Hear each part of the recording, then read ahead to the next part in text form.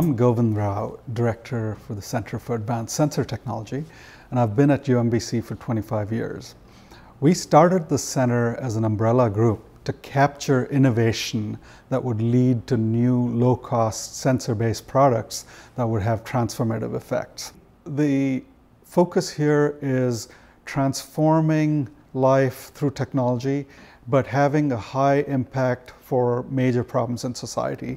And I don't do this alone. It's really a team effort. We have people who are committed to this cause of transformative technology that'll impact the broadest number of people, and everyone really has a passion for it, and that's what makes us different. The interdisciplinary approach is ingrained in our work, and we live and breathe it. Nobody can be an expert in everything. We get here people from chemistry, we get people from chemical engineering, we get people from biology, we get people from electrical engineering, computer science. Our focus is disruptive innovation. By that I mean coming up with devices, technologies that are game changers. One of the foremost projects that we're working on is something that could revolutionize how blood glucose is monitored for diabetes, a non-invasive glucose sensor. With a traditional glucose sensor, you prick the finger, you get a blood sample, and then you analyze it with your device.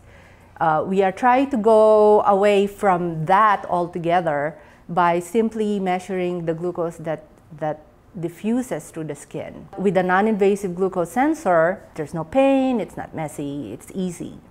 And so these are the kinds of things where we can have an enormous impact on people's lives. That's one project. Another has to do with making how drugs are made much cheaper. Current sensor technology is very cumbersome. We've come up with a non-invasive sensor that allows you to put a sensor into any transparent vessel and monitor it non-invasively, because you can now peel and stick this little sensor patch into any transparent vessel, and presto, you've just created a low-cost bioreactor.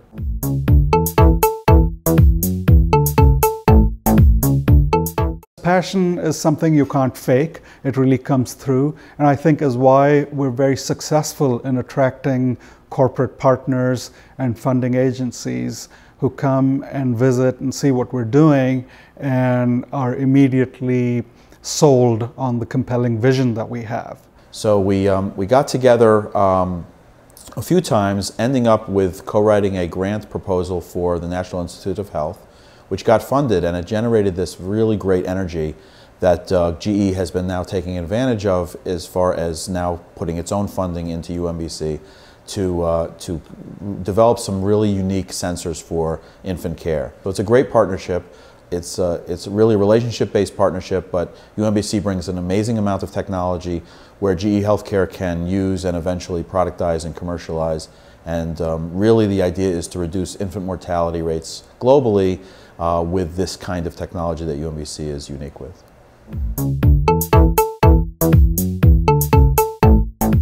I've developed a course called A Survey of Sensors and Instrumentation, and it is a highly technical subject, but that's not all the students learn.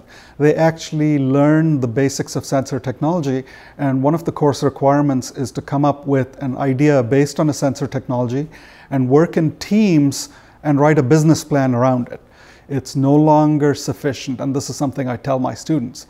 Unlike their parents, they are guaranteed to change fields several times over the course of their careers.